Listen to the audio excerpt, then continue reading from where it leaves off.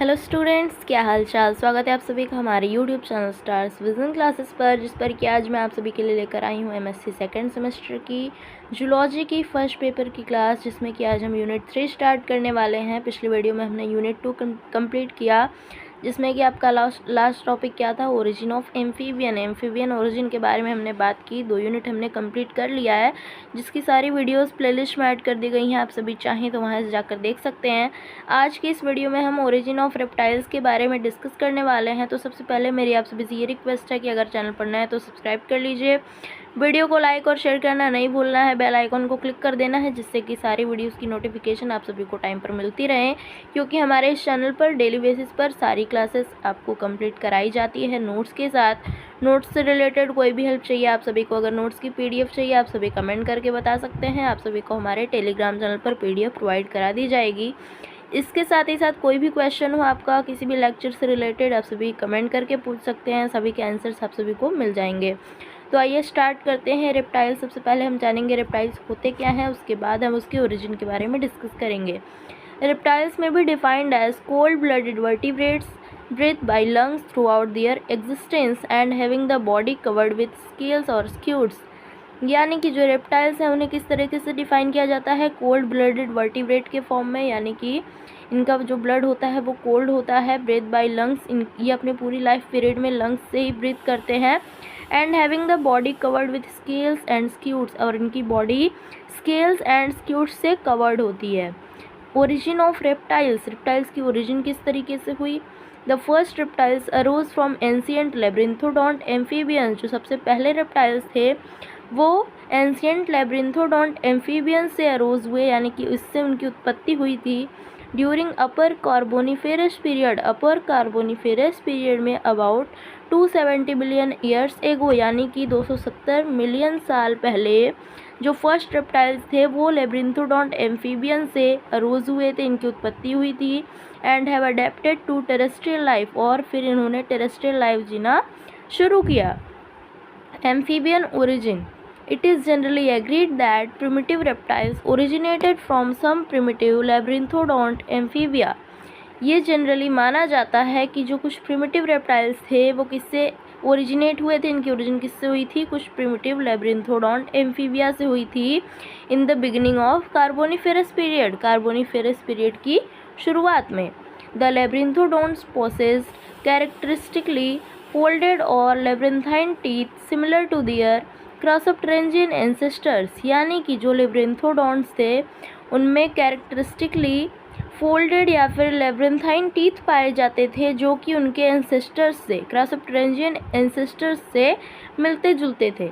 We can not however point to a single ancestor of reptile, हम reptiles के किसी single ancestor को point out नहीं कर सकते हैं। बहुत सारे, ऐसा माना जाता है कि इनकी ओरिजिन पॉलीफाइलेटिक है, यानी कि ये लगभग डजन या फिर उससे ज़्यादा इंडिपेंडेंट लाइन्स से ओरिजिनेट हुए हैं।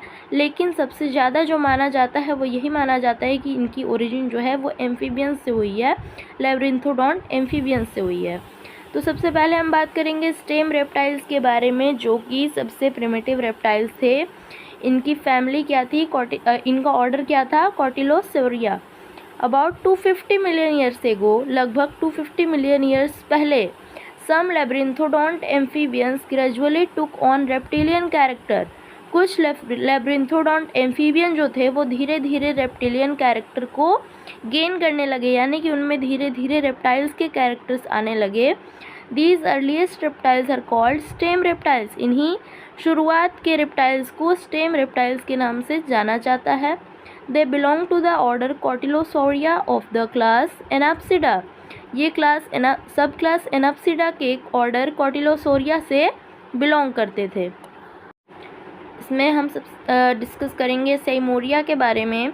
One of the members of the Cotylosauria was Seymouria found in the lower Permian of Texas, यानी कि जो कॉटिलोसोरिया का एक मेंबर था सैमोरिया, वो लोअर पर्मियन पीरियड में टेक्सास में पाया गया था, यानी कि यूएसए में टेक्सास नाम का एक प्लेस है जहाँ पर लोअर पर्मियन पीरियड में सैमोरिया पाया गया था, जो कि कॉटिलोसोरिया का मेंबर था। परहैप्स 250 मिलियन ईयर्स ओल्ड, लगभग 250 मिलियन साल पहले। It was a lizard like animal, यह एक छिपकली जैसा एनिमल था, अबाउट 60 सेंटीमीटर लॉन्ग, इसकी जो लेंथ थी वो 60 सेंटीमीटर थी, with a comparatively thick body, इसकी बॉडी कंपेरेटिवली थिक थी, रिलेटिवली स्मॉल पॉइंटेड हेड, इसका जो हेड था वो लगभग स्मॉल था, पॉइंटेड था, एंड अ शॉर्ट टेल, इसमें एक शॉर्ट टेल पाई जाती थी। Structure of Seymouria was intermediate between the amphibians of that time and early reptiles, जो सेमोरिया का स्ट्रक्चर था वो उस टाइम के एम्फीबियंस एंड अर्ली रेप्टाइल्स के बीच इंटरमीडिएट माना जाता था।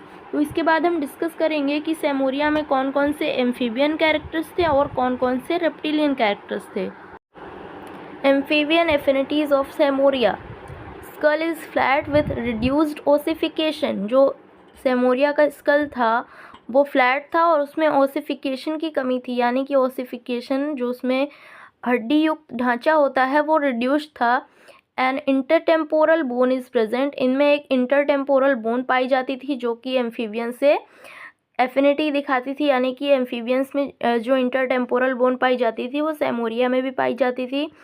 Palette is primitive, teeth are labyrinthine, ये मोस्ट इम्पॉर्टेंट कैरेक्टर है जो कि सेमोरिया को एम्फीबियंस से बिलोंग करता है, जोड़ता है, क्योंकि लेब्रिंथोडोन जो टीथ थे वो इनमें एम्फीबियंस में भी पाए जाते थे और सेमोरिया में भी, and also found on vomers and palatines, यानी कि जो टीथ थे वो लेब्रिंथाइन थे और ये वोमर्स एंड पैलेटाइंस पे पाए जाते थे।